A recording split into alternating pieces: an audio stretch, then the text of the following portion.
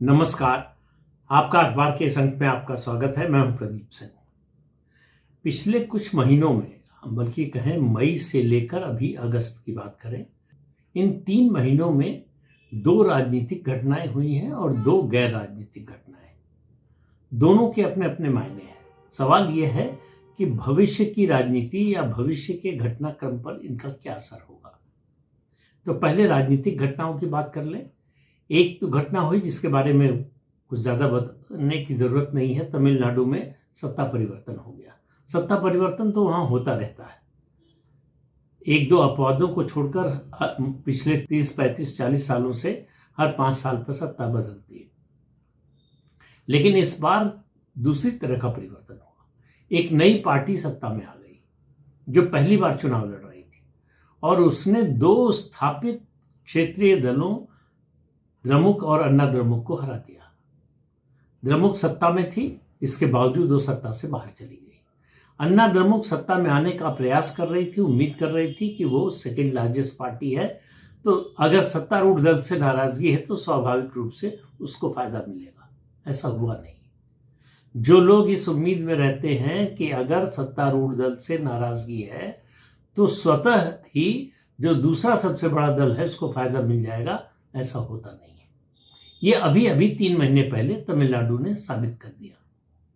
सवाल ये है कि विजय की ये जो विजय है वो कितनी स्थायी होगी, तमिलनाडु की राजनीति को कितना बदलेगी, तमिलनाडु के लोग द्रविड़ राजनीति से कितना उबे हुए हैं और विकल्प जो तलाश रहे थे, क्या विजय वो सही विकल्प है। ये ऐसे प्रश्न हैं जिनका उत्तर आने वाले समय में टीवीके को, यानी जोसेफ विजय जो मुख्यमंत्री हैं, उनको देना पड़ेगा।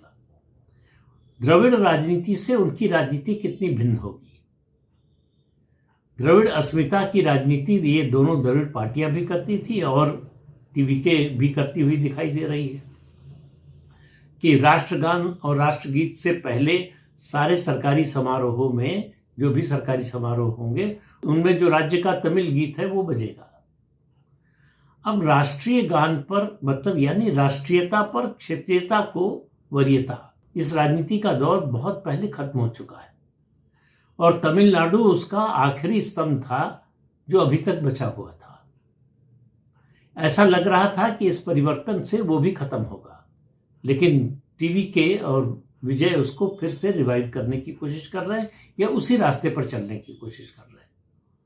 तो ऐसे में लोग इस बात पर जरूर ध्यान देंगे कि द्रमुक को हटाकर हम जो चाहते थे, क्या विजय वो दे पा रहे हैं।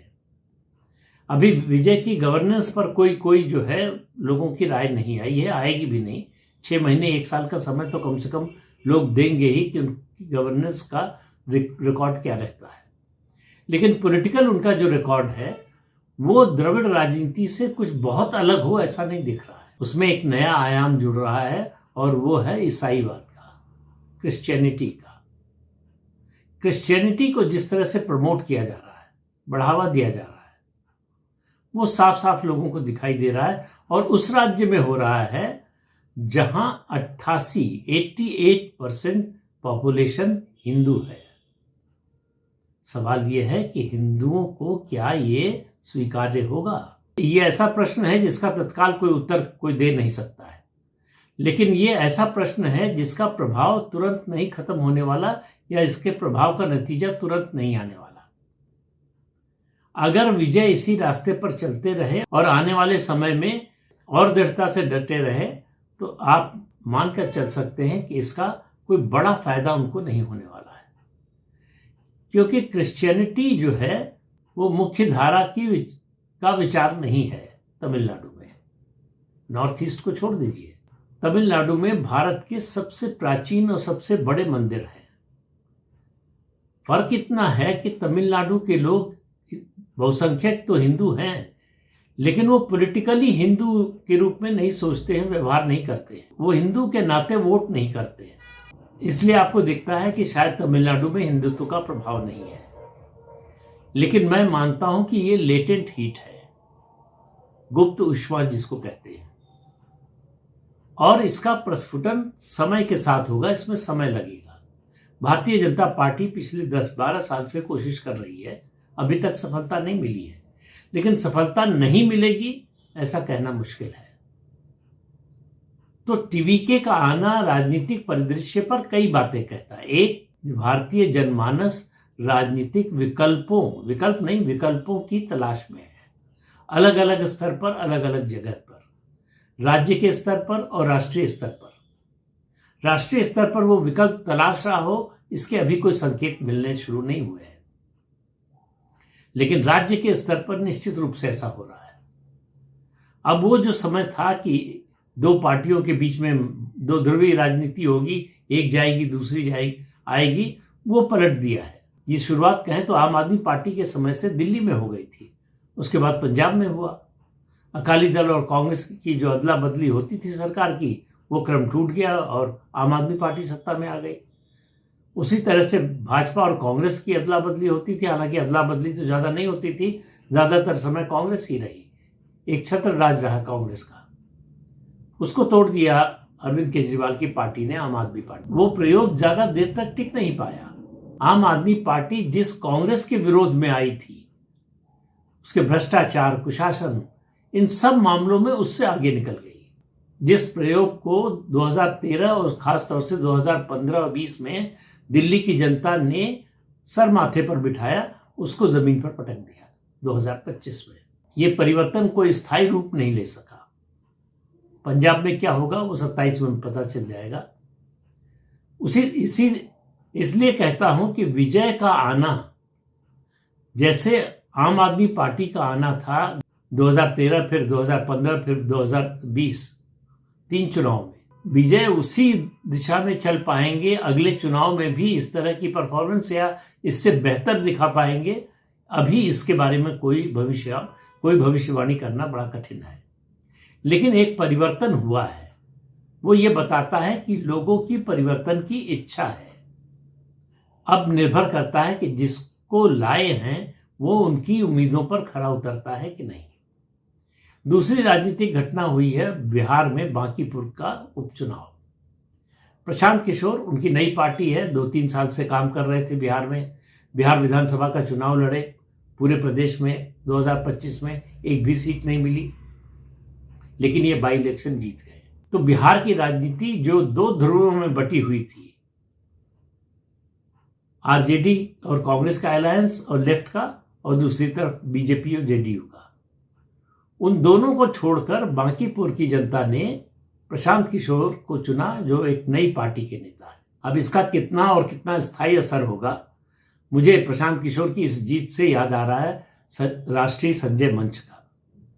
मेनका गांधी जब इंदिरा गांधी के घर से निकली और उसके बाद उन्होंने एक पार्टी बनाई जिसका नाम था राष्ट्रीय संजय मंच। ये राष्ट्रीय संजय मंच में मेनका गांधी के अलावा प्रमुख अगर किसी नेता का नाम ले तो अकबर अहमद रम्पी थे, और उत्तर प्रदेश के कई उपचुनाव ये पार्टी जीत गई।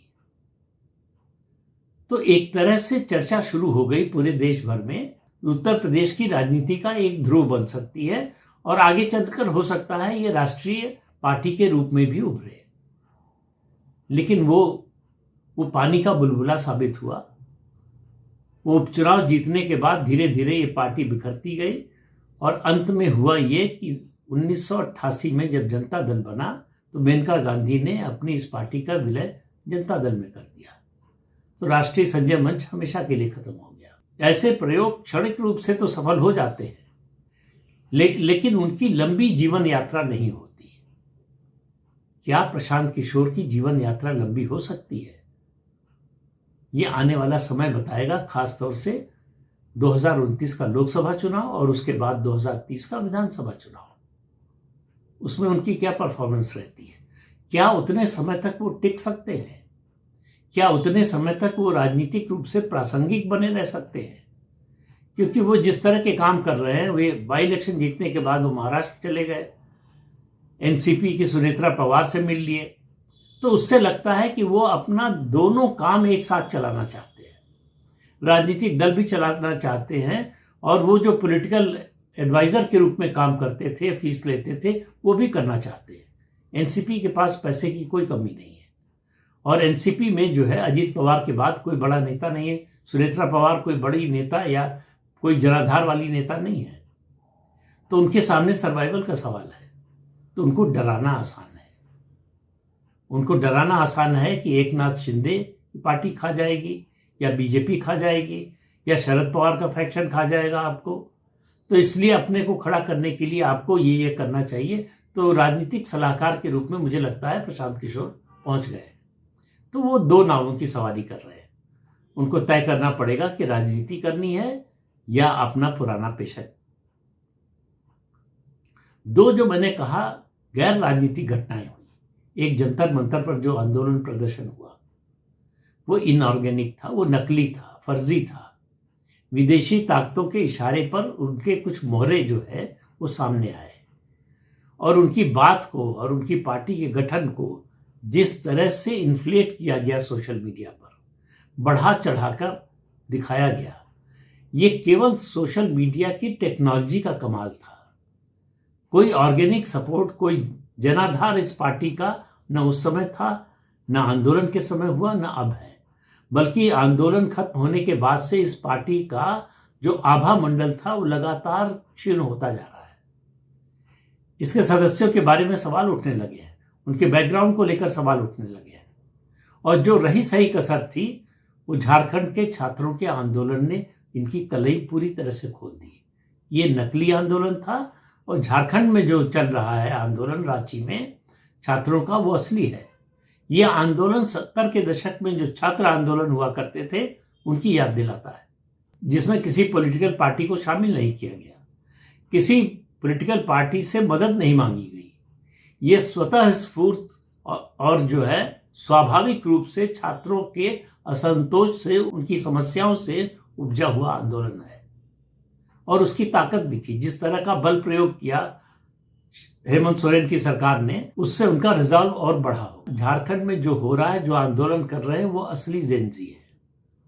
जंतर मंतर पर जो थे वो नकली जेनजी थे, और उनके बीच में बड़ी संख्या में अपराधी तत्व थे, समाज विरोधी तत्व थे, देश विरोधी तत्व थे।